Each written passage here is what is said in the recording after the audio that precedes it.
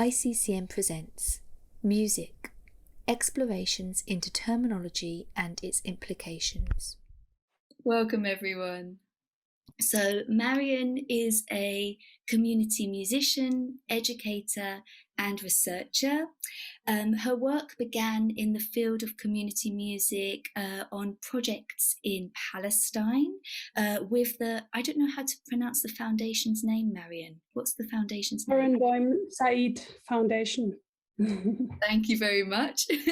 And Mariam is a practitioner and a researcher, and she's currently exploring 2 international music projects in Palestine. She'll introduce herself further as we go through our conversations today, but there are a couple of links that I can share with you in the chat if you are interested in looking at those. One is to Marian's LinkedIn profile, and the other is to an inclusive music pedagogy and community music masters. I like Alicia's smile there, that takes place in Indeed.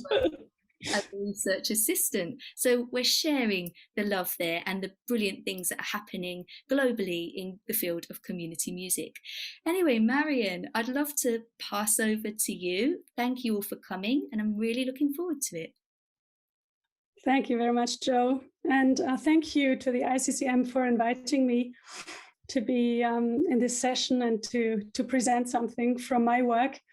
I'm very excited to be here with you all. Lovely to see you. Some of you I know, some of you not yet, but very cool. And I'm happy to have you here from all over the place. As I understood in the chat, some people it's early morning, other people it's in the afternoon. So welcome to you all. So what this session is about is the term that we use all the time. We use the word music whenever we talk about what we work in, what we do. And often we do describe and explain what we exactly mean by the word music, but many times we don't. And especially we don't do that when we say that music is good for people. Then it's mostly the general thing, music is good. And in this session, I would like to put a spotlight on the use of this term and discuss with you what we actually mean with this word and how it's also being used and what kind of history of idea comes along with it. So what do we actually mean personally when we talk of music? I'm wondering if you could all for a moment just think, when the word music pops up, what is the music that you have in your head? If you want, you could pop that into the chat just as a way of making our diversity maybe visible. So the intention of this session for me is to start this exploration and to get reflective with the terminology that we use. And I want to share a bit of my research findings. I'm working on a PhD, as Jo said, on 2 projects that work in Palestine. And one of them is both of them are actually very known to me because I worked within them. I was working as a, let's say, community musician, but I was hired as a choir conductor and music teacher for the Barenboim Said Foundation. And I worked there for over 3 years. And I will tell you more about that later. And I met Musicians Without Borders. It's another organization that has a project in Palestine. And I later started to work for them. So I have very personal affiliations with my research subject. You already know that in this session, I want you to be interactive and be really getting into thinking. So I'd like to start off by sending you straight into a breakout room and discuss some questions. And you'll have 10 minutes in there with 3 other people. And this time we want to try out a new way of collecting what we have discussed. So when you come back, you will find a whiteboard on which you can all just write what you feel is important from your breakout discussion. And the questions that I would like you to think about is, what is music in your practice or in your projects? do you describe or define music? And if so, how? And why does music actually help? So these are 3 questions, and Joe put them in the chat so you can still have them when you're in your subgroups. And I'm excited to hear in about 10 minutes what you came up with. Thanks. And this is such an interesting question that Marion is asking. It's one we very rarely spend time reflecting upon. Just that idea of what is music in your practice and your projects. I think each of these 3 questions or 2 questions is half an hour or an hour or a lifetime of reflection. Yeah. I work mostly with young people who are considered at risk. They are already excluded. They are removed from school. They're in prison. They're just out of prison.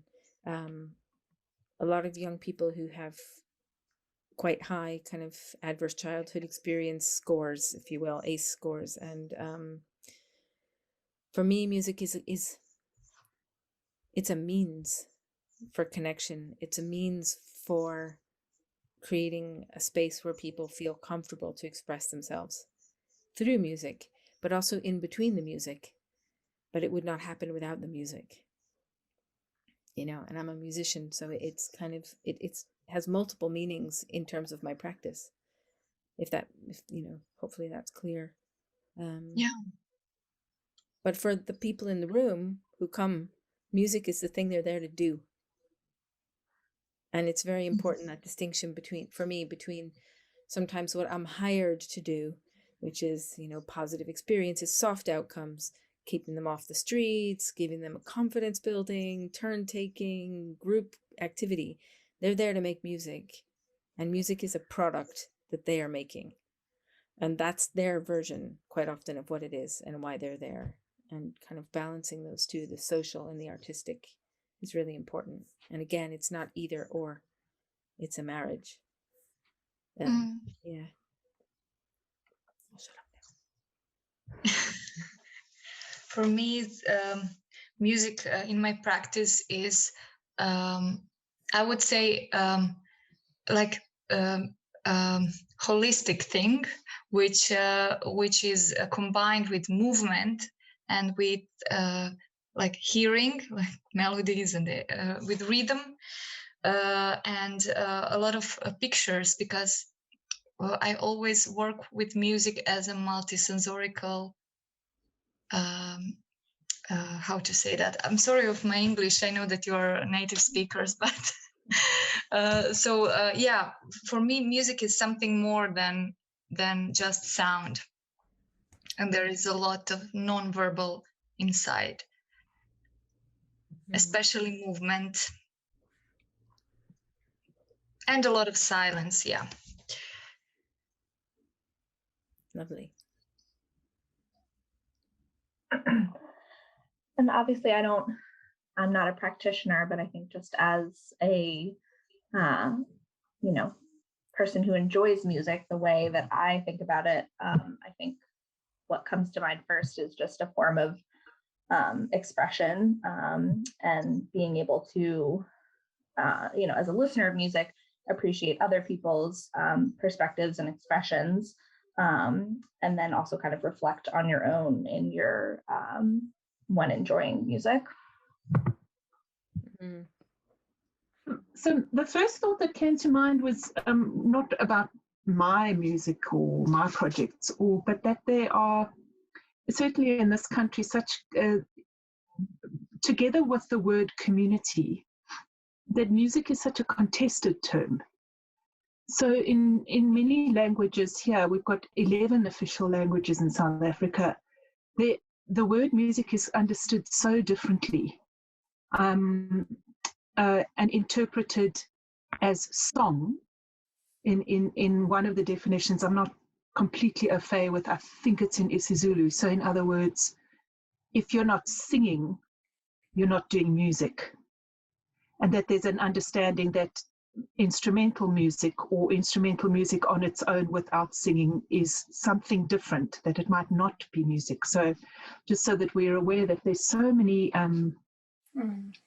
different ways of approaching the term, and that in many languages there isn't that term, or that the term always includes dance, that you can't separate movement and making music of some kind, that the notion of standing still in a choir like this is anathema to a lot of people. That's what came to mind when the question was posed, is that we really need these very broad definitions and to acknowledge how diverse people think about what this is. And that's been my experience. I work in vendor communities in northern Limpopo in South Africa. And there isn't a conception of just instrumental music making, or it has to have song and dance. Otherwise, if I sat down and played something on the piano, I remember a traditional musician said to me, "Oh, Susan, that's not music." You're sitting at the piano and doing something. It's not music at all, because it didn't include song and dance. So that's my 2 cents worth at the moment. And I guess when I think of what is music in your practice, I would probably change the meaning depending on how I'm practicing and who I'm with. Because immediately I kind of thought, oh, well, we collaborate with sound, we play with sound, and we do it together. And it's about being with others. And then I thought, no, it isn't, because I often listen to music and play music on my own, and that is still music. So it's so actually I feel a bit lost. What is music?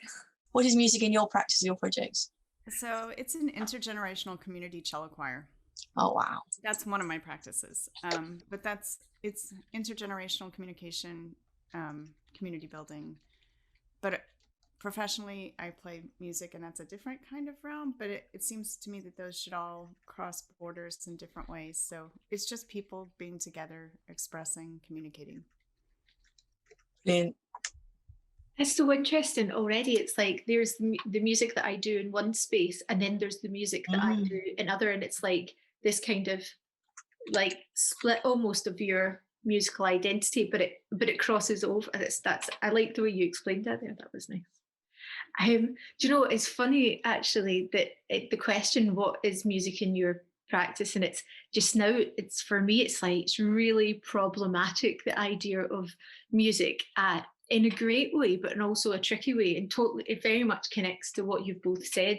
So I'm working on a research project just now that is looking at an NHS and music organisation partnership, and it's understanding what role music plays in health, which is something that particularly in the UK context there's a lot of attention on at the moment, which I'm sure it crosses over lots of contexts.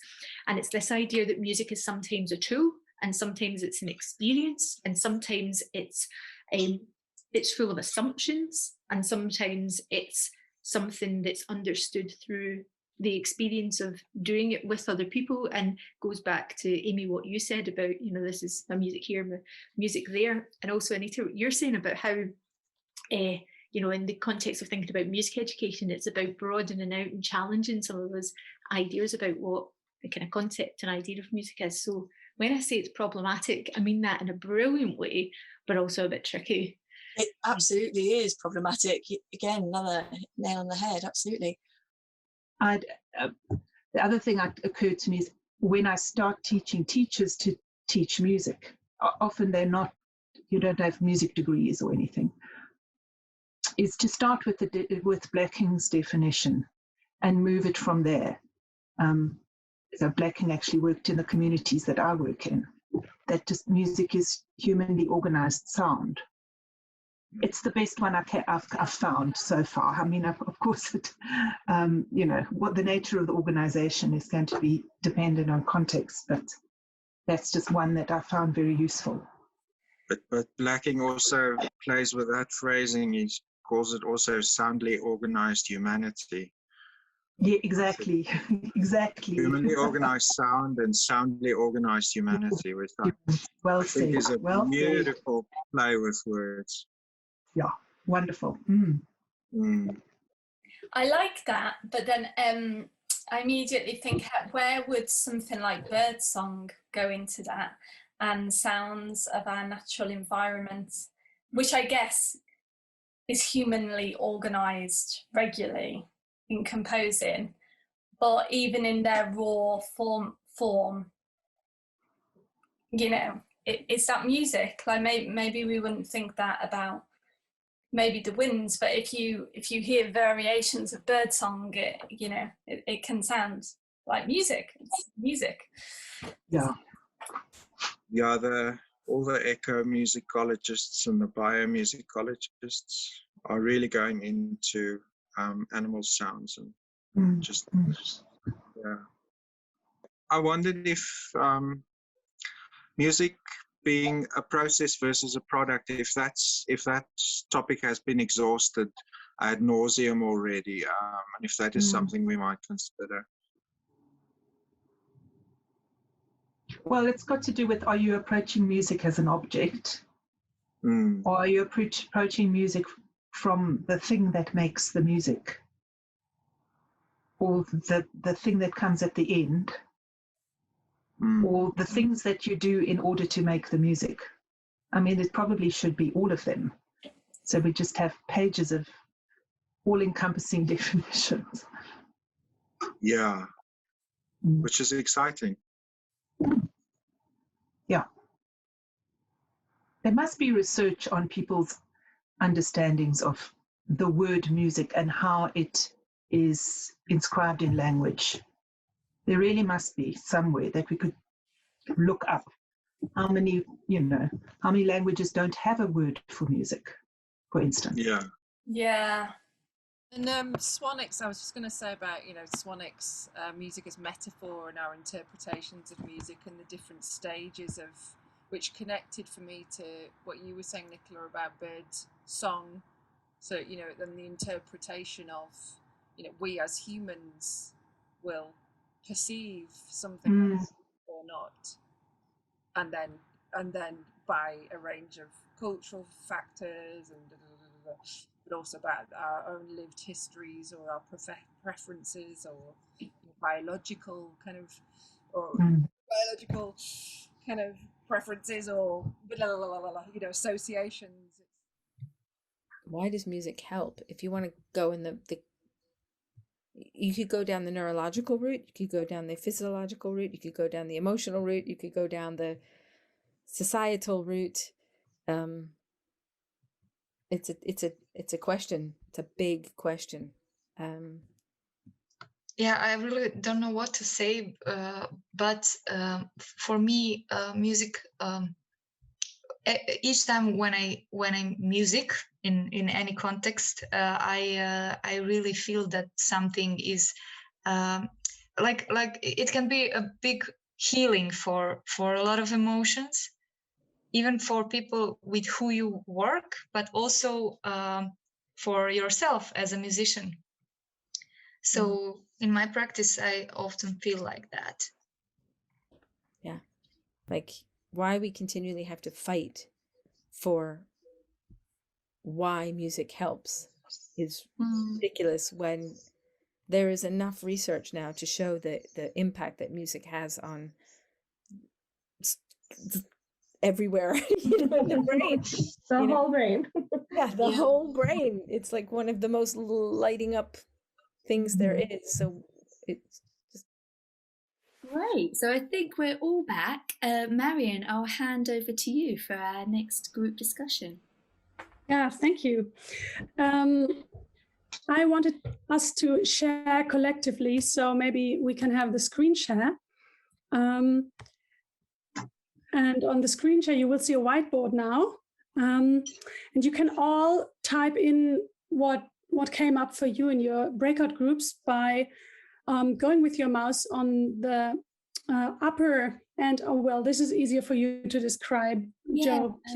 So, Marion, what I love about you introducing the whiteboard to us at ICCM online events is you were really thinking about not having the need to access a second device and to working within the same platform for sharing. So thank you. I guess I just want to highlight the thinking about, inclusive pedagogies and practices that you're bringing here.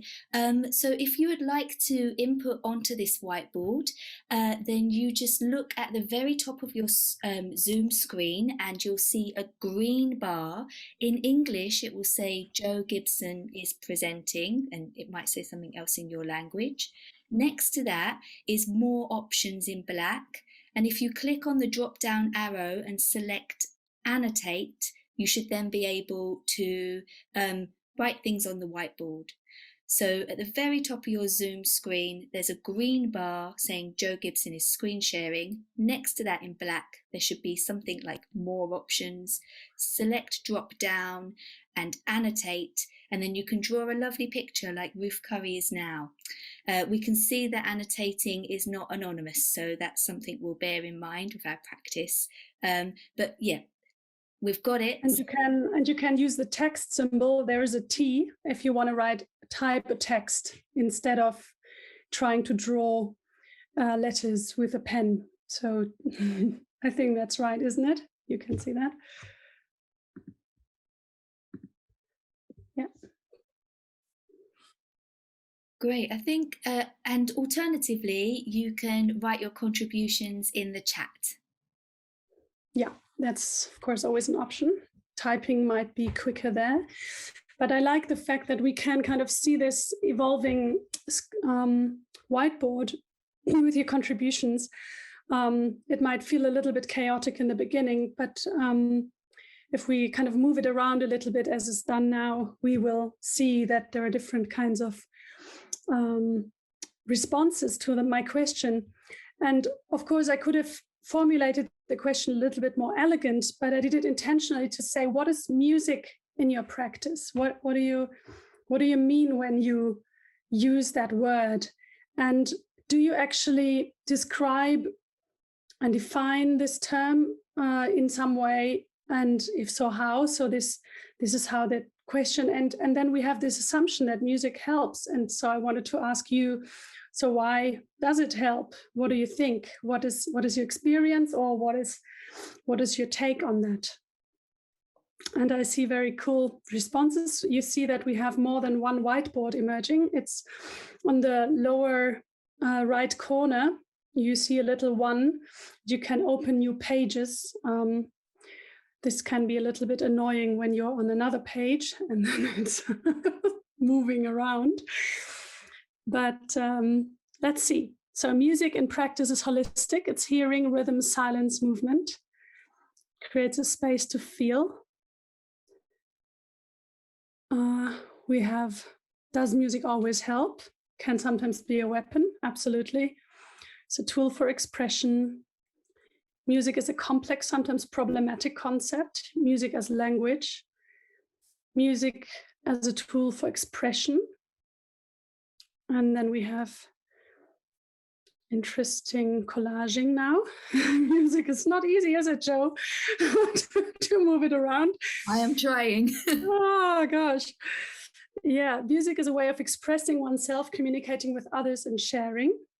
And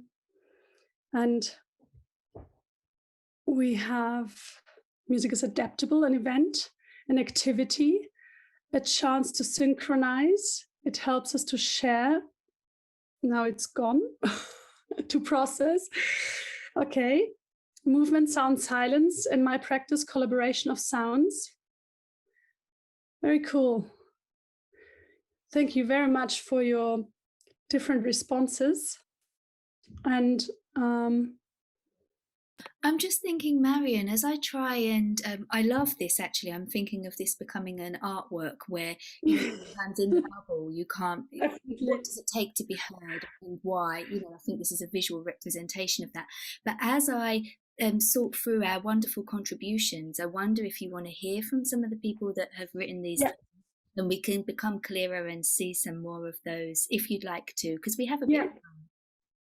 I would love to invite you to just jump in and either say what you have put in here already or add whatever is has come up for you in the discussion. Hi there.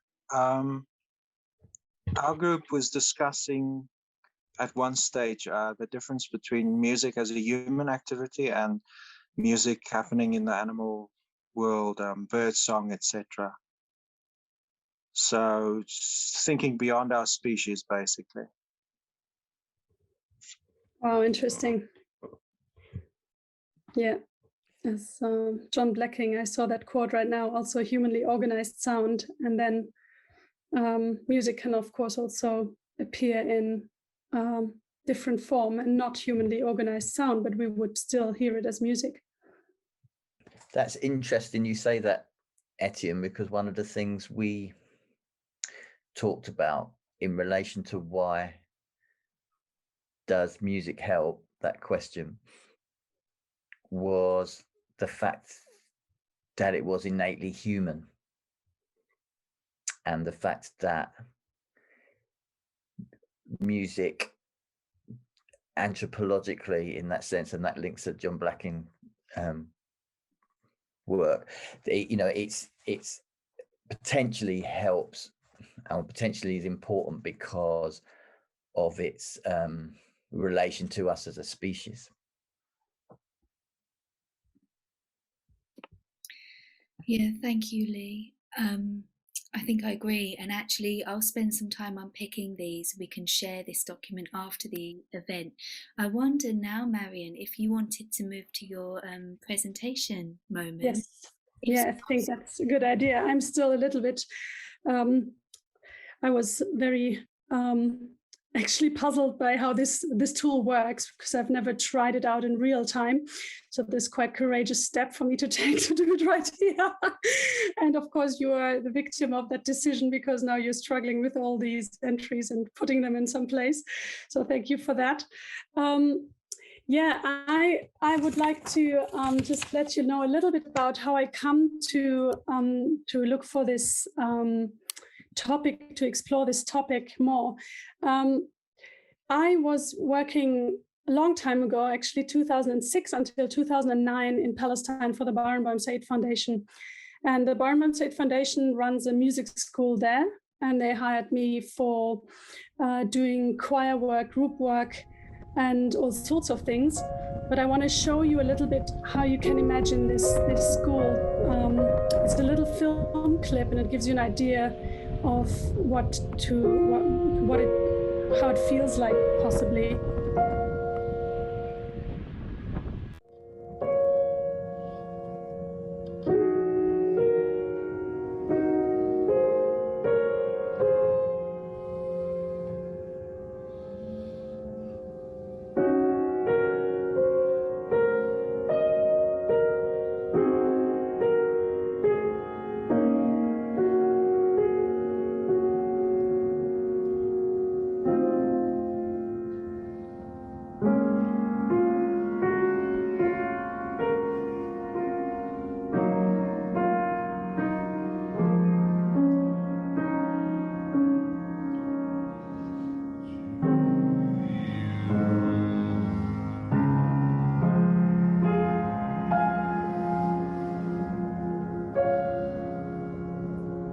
Now, if we think about style, can you now play high? Solo. أيوة.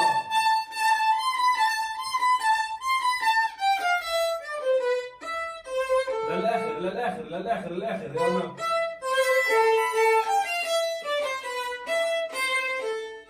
بس هنا. نعم. آخر الله. أيوة بالضبط.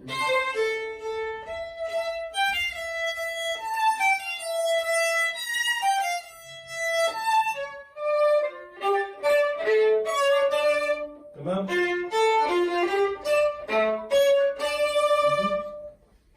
إذا السؤال طبعا. أيوة.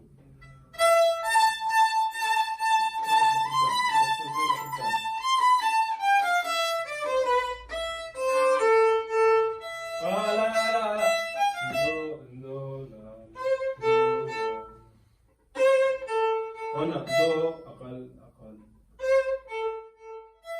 So this film gives you an idea that we're dealing with a very traditional idea of music school, where Western instruments and Western style is being taught. Western classical music is the focus in what is being done.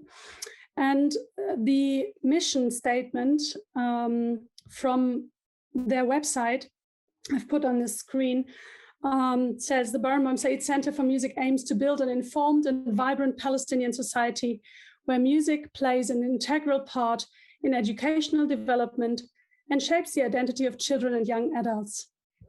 So there you have this music theme emerging, where music plays an integral part in education. So this is a very general statement. And I will show you a little bit more about that a little later. When I was working there, my work looked a slightly different. I only have photographs, but I will show you.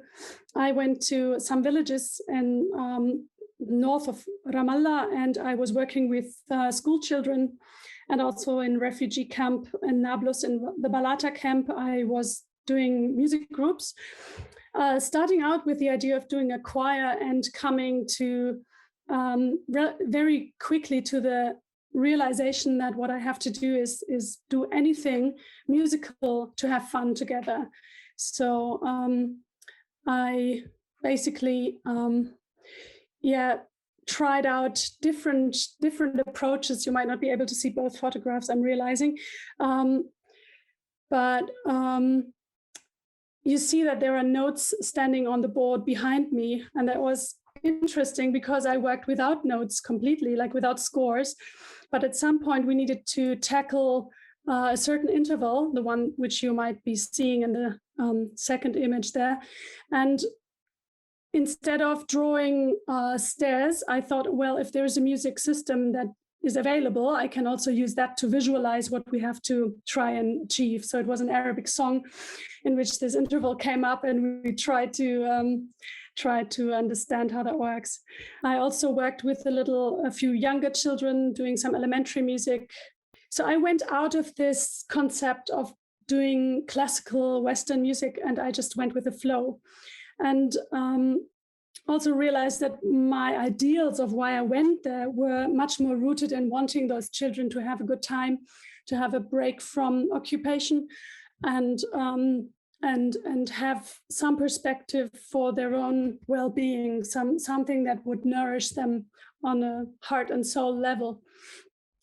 So that was interesting to work in this environment of a very, very elitist school, if you may, and do this other work. So back then, I didn't even know that community music existed as a field of practice. But I met Musicians Without Borders, which is a completely different organization who's doing peace work through music.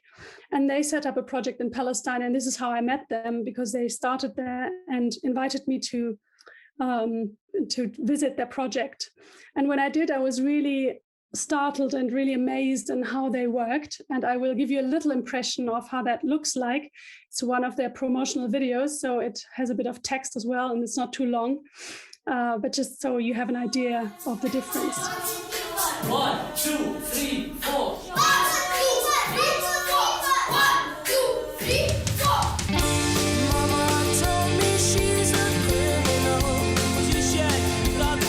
Music is powerful.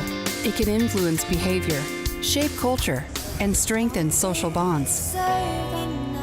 With 2 billion people living in fragile, conflict-affected states, Musicians Without Borders uses music to address the needs of divided societies.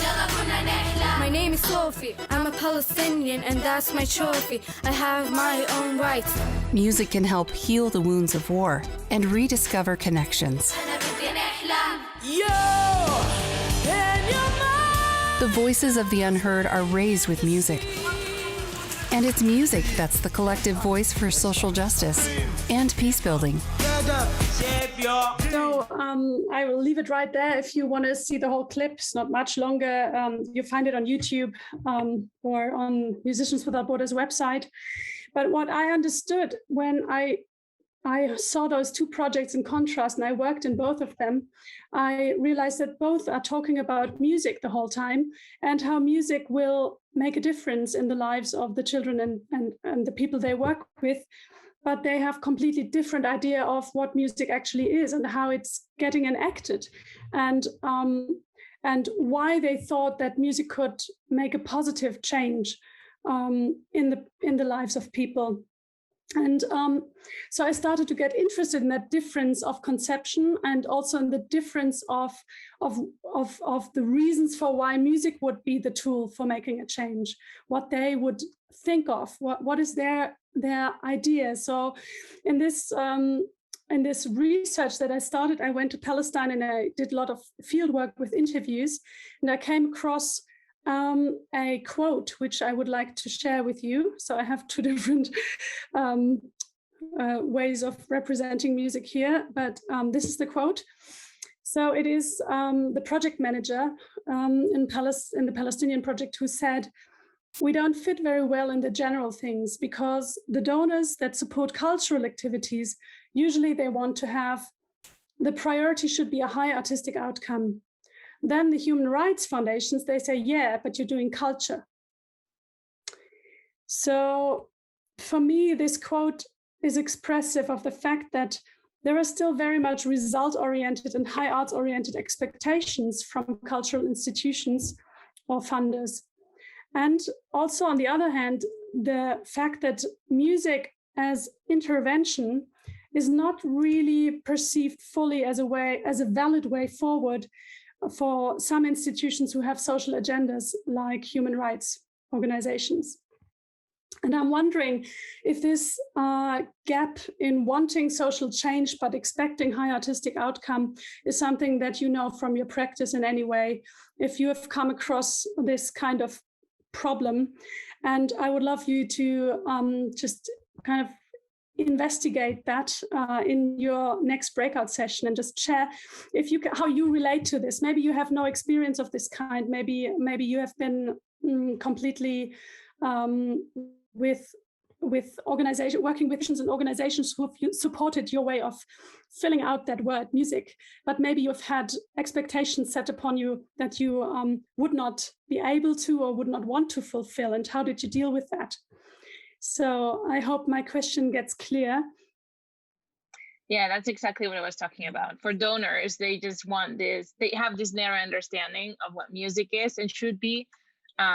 So using it, I mean, I can talk from personal experience. I did my master's and my PhD in the US, and I was lucky enough to have a scholarship.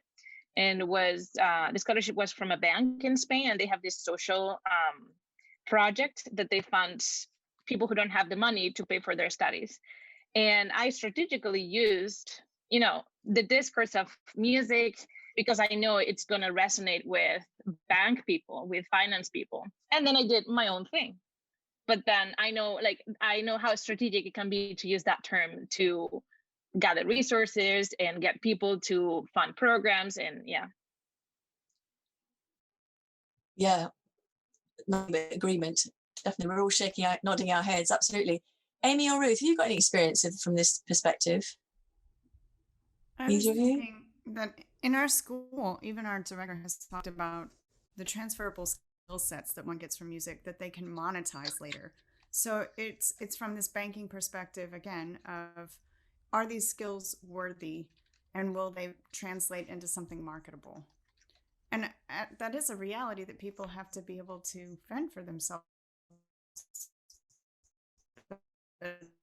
I don't know that should be the initial. Absolutely. Neoliberalistic agenda, isn't it? Market economies, absolutely.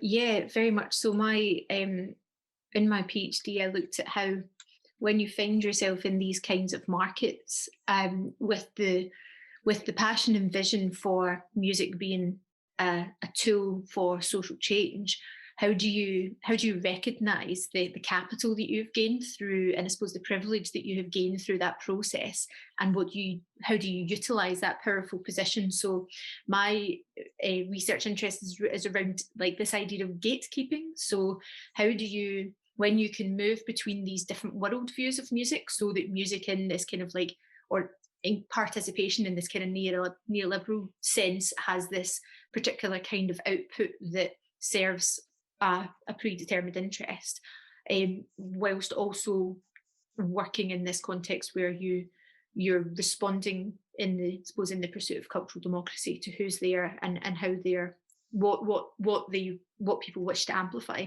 So how you use that capital in that position, recognizing that those kind of constructs have pushed a lot of participatory musicians, or musicians more broadly, into that world, which, like say, Anita, doesn't sit with why you want to do what it is you want to do. So I see that. I've had that in my practice, and it came through my research as well. And I think it's interesting, as soon as the question came up, and Julie, you asked, everybody went, yep. It's like, yes, I know the chorus to that song. I think it's the long and short of it. Any other thoughts, since I need to I think I was thinking also, as this example that is presented to us is more on a kind of global scale or developmentalist scale, how not only the word music is used with neoliberal purposes, but also with moralizing purposes, and how particular people in particular locales are seen as less moral or less developed, and how Western art music is going to take them to this more developed stage or more moral stage. And not just in terms of global aid and developmental aid, but also when it comes to schools that are serving a majority of students of color or low-income students, how in those cases sometimes music programs are seen as this salvation thing that is going to save these kids from the horrible destiny that they have of being working class kids or kids of color having minority cultures, and how the majority culture of the mainstream Western art music is going to take them to this more developed stage, which is, again, super problematic. Patronizing? Oh yeah, absolutely. And I think there's where the responsibility of not just the institutions and the kind of context where music takes place, but the musicians and people with agency in that context to influence those spaces. Because of course, if you take like the example of a very westernized canon of musical activity being programmed somewhere where it overruns somebody's own felt sense of their musical culture, and there's there's so much safeguarding, that's so much responsibility in there. And I think quite often, in the pursuit of good intentions, I think quite often the accountability and the complicity in that as musicians sometimes, because people have this real passionate sense of their musical selves, that gets sidestepped. So I would agree, it's so problematic. Same with the parent wanting their child to learn the piano at 5. It's like that might be their conception of what a good music looks like, and then we've got responsibilities as musicians to be able to challenge that. And maybe that is fine as well, but yeah, challenge it and really respond to the musical sense of whoever's there. But it's also interesting, just coming from the research perspective, that prior to our working on our scoping review, we kind of brought together really varied group of people, neuroscientists, music practitioners, to kind of have a conversation of what they would want to see out of this scoping review. And from those conversations, we kind of analyzed where there was where there were differences and where people agreed in these different fields. And, from very typical academia researchers, there's very much a push to kind of have these definable categories that you can measure, where a lot of the times, then that brings up the questions for musicians, but what is that missing then if we're bringing it down to such a, the student wasn't able to play the piece and now they are able to play the piece, and that's the only way we're defining it. What is missing from that? and how can we incorporate some of those not as easily definable aspects into the research to still be able to show how valuable it is. I'm the chair for an organization called Sound Sense here in the UK, which is the kind of UK membership association for community musicians. It's about 1,000 members. We have a journal that comes out 3 or 4 times a year called Sounding Board. And the woman who used to be the director once said, Catherine Dean, and she once said, how can we gather so much feedback from participants and treat it only as anecdotal when there is so much? You couldn't take 10,000 participants from across the UK and they didn't all meet quietly and collude and come up like, you know what, we're all going to say that we feel better for it. Right. Clearly, that should be qualitative, measured research, or count. That voice needs to count. And the fact that we do so much based on kind of hard data, it becomes very frustrating. And in a sense, I think it's around how we're gathering the information from participants in a way that perhaps becomes easier to quantify or measure for those that need it, the funders and such, and looking at, is there a process that we need to look at more holistically? Like Scotland's small. It's a perfect example of where we could, as a community music community, agree on a methodology, right? Pilot it and gather it all the same way, and then go, this is what we found across the board, using the same set of questions, the same criteria, so that you can actually have a proper measure versus 42 versions of the same question but slightly different. And then how do you get a participant to answer honestly when you're sitting in the room with them and they want to say something nice because you're there? All of this stuff around, and it all goes back to this idea of high artistic outcome, which is all based on relationship, regardless of the setting you're in. If you're in a conservatoire, your student is, and you're teaching a student to play violin, they're going to work harder if they have a good relationship with you as their teacher. And the rapport is there. So for me, it's all about relationship, in fact. I would like to go straight into the next part, knowing that you've had probably very interesting discussions around this, as it does really, it is interesting, even though it sounds banal to talk about the term music, but I would like to, I'm a little bit looking for my script here. Let me see, here we go. So what I would like to offer you is an insight into where expectations might come from and what discourses that originates in. Before I start, I want to just point out that I'm my perspective is coming from a German music pedagogy perspective, and we have quite an emphasis in aesthetics. So the question of the philosophy, the practice, and the impact of aesthetics is a really important one within the discourse of music pedagogy.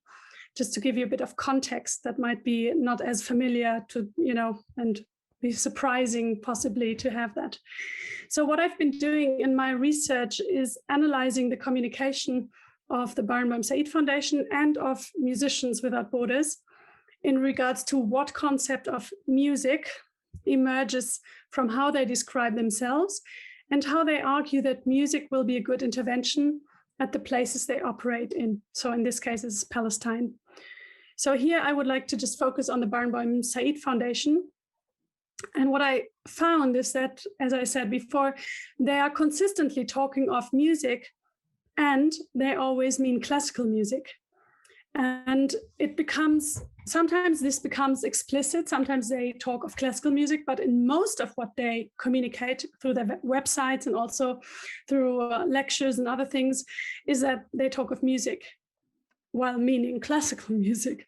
So I would like to screen share again and show you how that looks like on their website. you see this is the from the Daniel Barenboim Foundation, which is the roof institution, like the umbrella institution for the project in Palestine as well. And they say the Daniel Barenboim Stiftung supports transcultural dialogue through music education and concerts. The foundation strives to overcome frontiers and to contribute to important reforms and renewals. In this effort, music plays a key role, both as a universal language that can help to encourage mutual acceptance between people of profoundly different backgrounds, and as an intuitive means of communication that has a major role to play in the prevention and reconciliation of conflicts. So it's quite a huge claim there, that music can play a key role, and especially if you now insert classical music into these sentences, then you can see that this is an even more strong claim. Of course, they don't write classical music, but all they do is classical music. So it's an interesting interesting thing that happens all over the place, that music is not defined and then claimed to be universal. And we all know music is not classical music is not universal. Music itself is a human universal thing, but a certain genre of music certainly is not universal for everybody. So I want to focus on this assumption that music, or classical music actually, that it has good effects on people. And this claim can be traced back to a discourse that has a history of about 200 years. So there's a German researcher called Yvonne Ehrenspeck, and she traced the development of this discourse for the German context. And I find it very informative to understand these roots. So I become a little bit theoretical now, and I hope you can bear with me, because is really, where does the foundation come from that this claim can be so made all over the place? How come that there is this narrative that keeps going that classical music is a good thing, / music is a good thing? And I really found it actually quite enlightening to realize how long this history of ideas lasts, and what is the real foundations for that claim. So just as a little warning, it becomes a bit theoretical now. So aesthetics were established as a philosophical discipline with a guy called Alexander Baumgarten in the middle of the 18th century in Germany. The arts started to become established as an autonomous societal system, and aesthetics developed as the discipline which observes the autonomous arts and introduces categories and differentiations which refer to the intrinsic logic of the arts. So the aesthetics is something that introduces new ideas about how to describe the arts as a system, actually, as well as to modes of perception and judgment. And it was Immanuel Kant who established aesthetics as an autonomous sphere. This is really important, that aesthetics become autonomous. Before, the aesthetics were linked to the sensuous, the sensual, the anti-rational, and Immanuel Kant was the person who said, no, it's not part of the sensual, it's not part of only the rational, it's actually its own thing. And in his critique of judgment, it was written in 1790, he maps aesthetics within a theory of aesthetic perception. Or aesthetic judgment. Aesthetics for Kant are autonomous. And aesthetic judgment, as I just said, does not belong to the sphere of the sensual perception. This is what he described before. There is the natural world and we perceive it. This is one way of, one critique, one way of making sense of the world. So he described that. And on the other hand, there is the sphere of reason and of moral judgment. And aesthetics belong to neither of those two spheres, but they have a middle ground.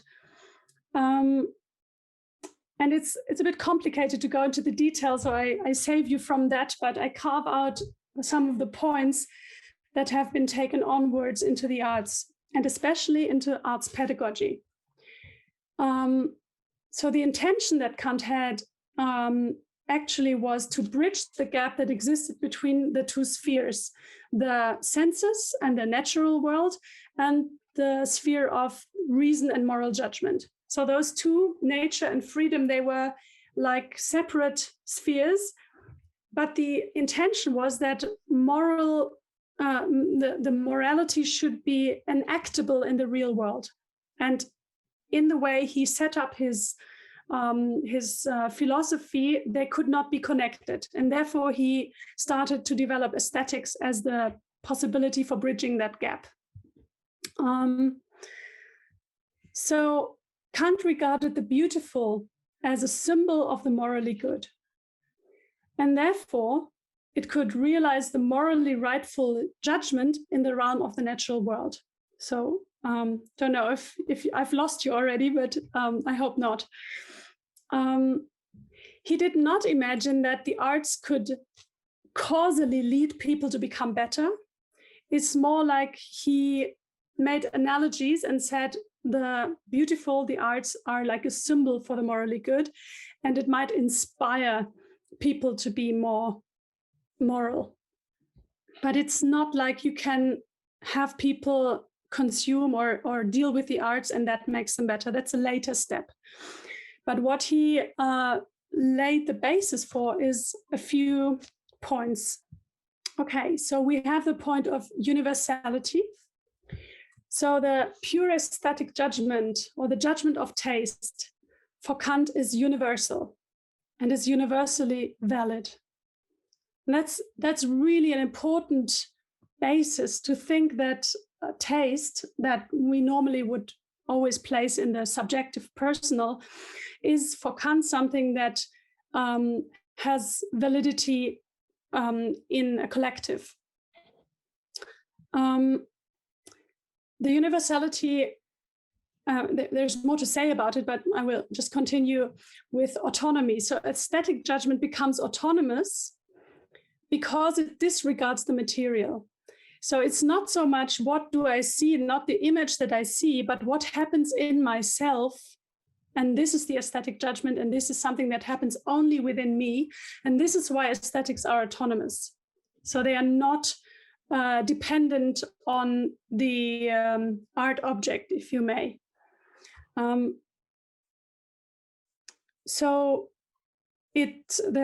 I am reading now, the judgment of taste is formed within the subject only as a pleasurably experienced harmony between sensuality and understanding.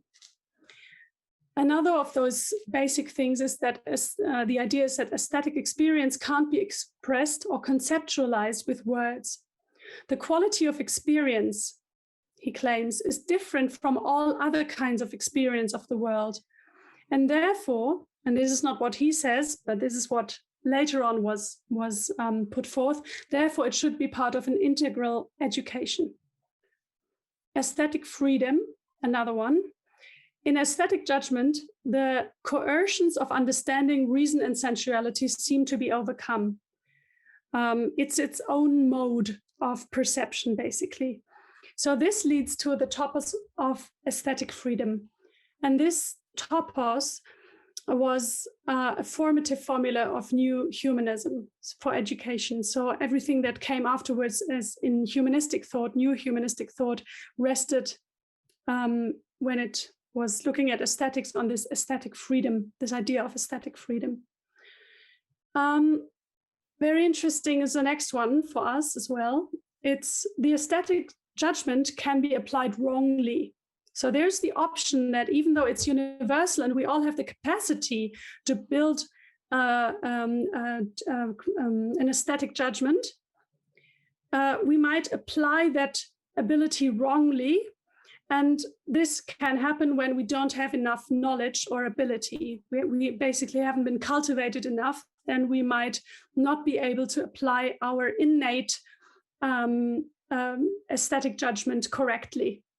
And therefore, people need education and cultivation, and these will then provide a communal aesthetic sense. And this communal aesthetic sense was thought to provide something like an opportunity that mankind could be reconciled. So if people were educated enough and cultivated enough, and they could have this communal aesthetic sense, they could agree on their aesthetic judgments, this would help bring about the brotherhood of men. And the last one I already said, a very important basis is the beautiful is a symbol of the morally good. So it can inspire the morally good to happen in the natural world. It's quite dense, I know, quite a lot in there. There are many more concepts and ideas that originate with Kant about art in general, which now in this session are far too many and to go too far, but they have echoes in later theories and ideas about the arts and artworks. For us, what I find important is that Kant's theory of aesthetics laid the ground for assuming that the arts and aesthetic experience can foster moral behavior in people. So this is our link, right? We have these two projects that I introduced you to, and they both want to not morally better people, but make the place a better place, let's say, or contribute to reconciliation through music. So Kant's concept of the aesthetic relies on arts being conceptualized as works of art. It's very, very important. So as art objects that can be named under a category such as chorale or opera. Friedrich Schiller, you probably heard that name, then took up this theoretical basis that I've given you and wondered if it might not be possible to use aesthetic judgment and the beautiful for cultivating and individualizing or making more moral individuals or humankind altogether. So Schiller was the one who connected this theoretical idea of Kant, that moral, the beautiful is a symbol for the morally good, and asked, how can we make that intentional? How can we make that a tool? How can art be a tool for the betterment of humankind? And Schiller conceptualized the art as being the teacher, the true teacher. So the betterment of people would not come through a mediation, but through the, if you want, the aesthetic essence of the artwork. And from this starting point, these promises of the aesthetic, the idea that the aesthetic can offer solutions for humankind for all sorts of problems, this is where it started with Kant and Schiller, and it was taken further into different directions, was continued and transformed. And I just want to pose it again, the uniting feature of all of these ideas is that the aesthetic experience is referred to as works of art. And even though today this is not as dominant maybe anymore, I believe it's still around. And the projects like Barenboim Music Center, Barenboim Said Music Center, they stay with a narrative that high art is fostering a more human coexistence through developing excellence, talent, and hard work. And I will show you what they write on their website about the Barenboim Said Music Center. This is directly from their website. And it says, the Barenboim Said Center is convinced that the essence of a good education is humanistic and that musical excellence is only achieved through discipline, perseverance, and focus. To enroll at the center as an aspiring young musician is to understand that the opportunity to excel depends on each individual student's dedication and commitment to their art. So that's quite a strong statement, I find, especially the first sentence saying the essence of a good education is humanistic. So this is a hint, I find, going back to what I said about Kant and Schiller. This is really the idea that high artworks can contribute to betterment, if you want. And of course, also, I find it very important in this context to realize that this idea of cultural superiority of high arts was one part of the colonial enterprise. that the argument that European high art works have universal value and are able to make humans more civilized and morally better was one justification for the brutal subjugation of indigenous people all over the world. And there we have this idea of universality, going back to Kant, who said, aesthetic judgment is universal to all humans. You just have to be cultivated enough to apply it correctly. So even though if I would like this this discourse, this strand of discourse to have transformed already, I find in the quote that I showed you before, and also in what I see with the communication of the Barenboim Said Foundation, this is still alive and kicking. And this is, of course, one of the questions that I give into our exchange that we can start now. I would love to know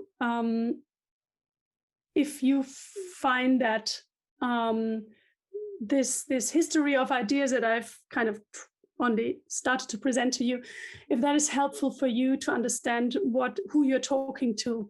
Because for me, I found when I talk to organizations and they want a high art result, then I understand better where they come from and how deeply ingrained into our discourses and narratives this promise is that music will do the trick.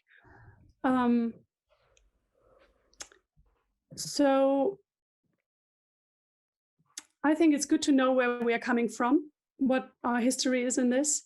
And with this understanding, I think it might be easier to understand where the demands and the ideas and hopes come from.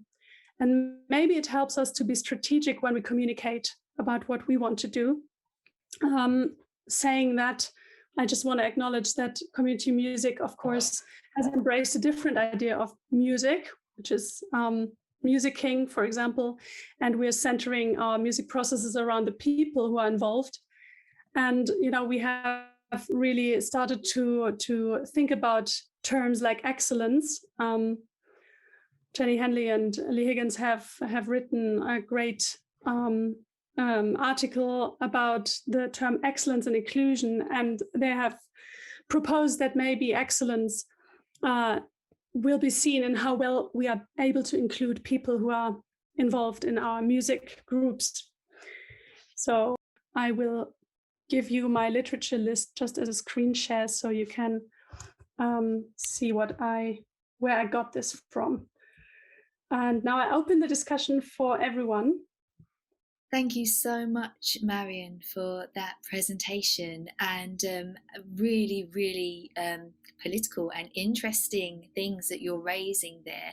It would be great to open out, as you said, to questions and discussion. So this is the space, if there was anything particularly juicy to you or particularly interesting to you that came up in your breakouts, you can share it. Or if you've got any direct questions for Marion, you're very, very welcome to unmute and go ahead now. And I'm just going to go back through the chat because I know there were interesting things coming up there. Can I ask? Yes, please. Thank you. Okay. Marion, I'm so excited to hear you talking because I've only found this this kind of theorization about aesthetic autonomy, etc., in musicology, not in community music yet. So I'm extremely excited to see stuff that I've been thinking about myself. I was wondering, are we living still in the shadow of romanticism? If we're still struggling with these ideas that have this 200-year-old history dating back to Kant. Yeah, I think so. I think what I'm seeing is that we have two paradigms. I would actually go so far as to say we have paradigms that are kind of wrestling with each other.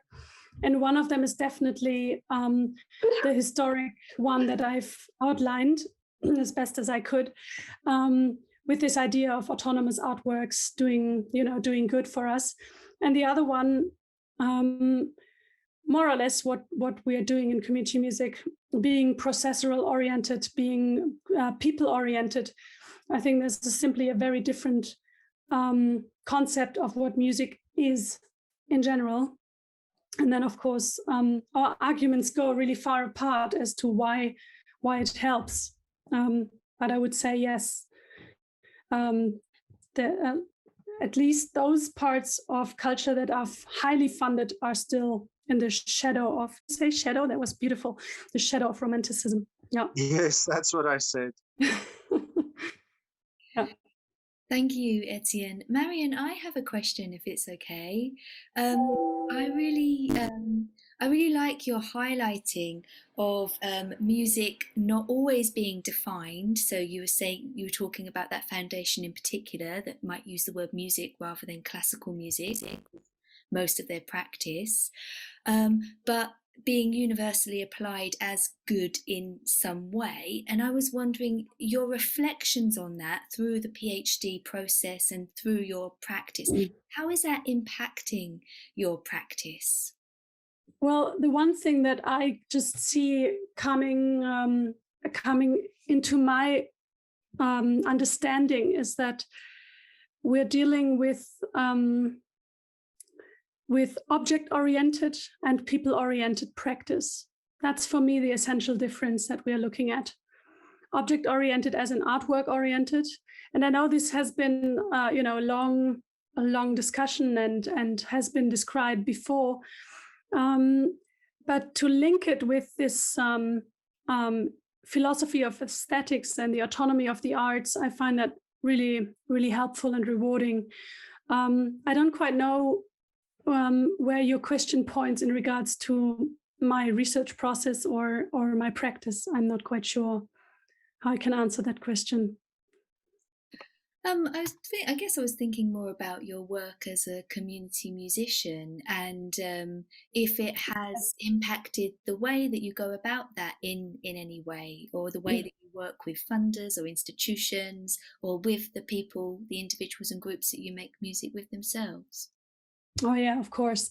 It has completely shifted my approach. I came, when I was hired by the Barenboim State Foundation, they hired me from a classical music world perspective. I had done music teacher training, and they thought I was going to do children choir work, maybe 2 or 3 voices, and maybe Stabat Mater with an orchestra.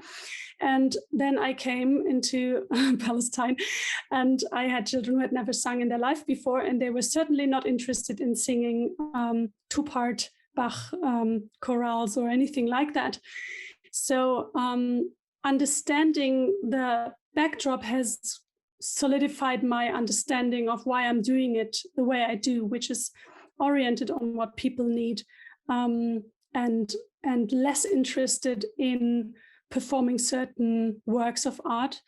And I think it has strengthened my capacity to argue for that when I'm dealing with organizations or institutions, because many times I've worked for example, in the context of the refugees coming into Germany, I've worked with lots of organizations who wanted to do integration through music. And they all came from a classical background. And I had conversations with them, all of them. And I said, look, what you want might be not what what you're saying you want is not reflected in how you want to achieve it. So you want to have people be integrated in the German society. And what you offer is classical music. Have a look who's doing classical music, and have a look what kind of a message you're sending out to those people, what it means to be integrated. And that's a very political thing. And this kind of message, I think, needs to be really put out there. So the institutions are not, they're just not aware of the messages they give. They just come from their classical music identity, and they want to do good. And they authentically want to do good, but it's the only way they know how to make music. And they're not aware of the implications they give. Also, the kind of colonial mindset that is still around, and that still says classical music will give you social status, it will give you civilization, it will give you all of those things. Well, thank you, Marion, for speaking so candidly. Before we go, and before we thank Marion for her excellent presentation, just a couple of things to mention about next time. We will have another event in 2 weeks' time if you would like to join us. That's an ICCM Conversations event which will feature presentations from speakers in Botswana, Kenya and Nigeria, talking about community music and music education practices in their contexts and sharing a bit of their perspective, and the link to book is in the chat. As always, if you'd like more information and you're not on our mailing list, you're welcome to sign up. And if you would like to catch this event again or any other previous ICCM online events, then you're welcome to go to our YouTube channel and have a look there. But what I should have done before I did all of this signposting, and I'm getting confused because we don't have the wonderful Rory with us doing those things behind the scene, is to say thank you to Marion, and just to invite you all to give Marion an applause for today for excellent sharing on all fronts there. Marion, it's been wonderful having you here. Thank you so much.